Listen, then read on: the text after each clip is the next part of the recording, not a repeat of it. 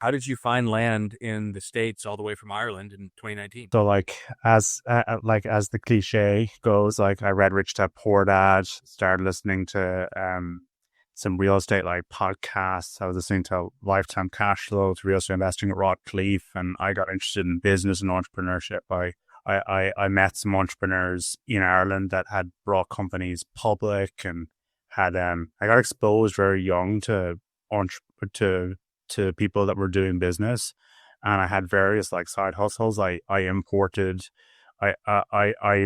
phones from the UK and I sold them like on the Irish version of like Craigslist. Meeting people at sketchy car parks, selling phones, building websites. I traded shares.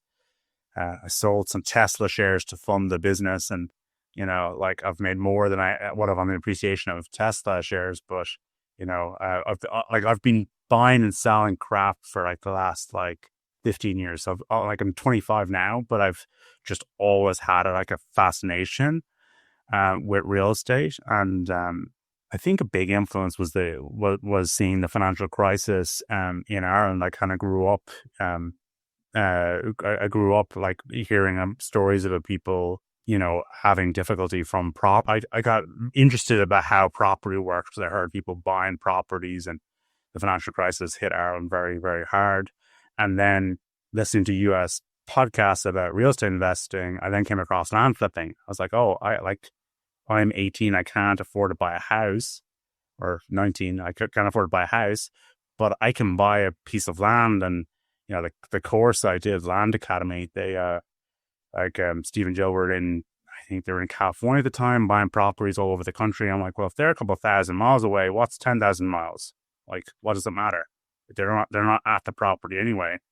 So what's the difference? So I figure that out. There's some things we can get into it about like doing things remotely, but long story short, I figured it out and then have scaled it from there. And I just thought it was a really good stepping stone into bigger and bigger things. So I I was reading this week Morgan Housel, The Psychology of Money, and in that book he mentions how whatever is going on like in the financial world in your pretty much adolescence is what dictates a lot of the investment theses that you have and investment decisions that you have for the rest of your life.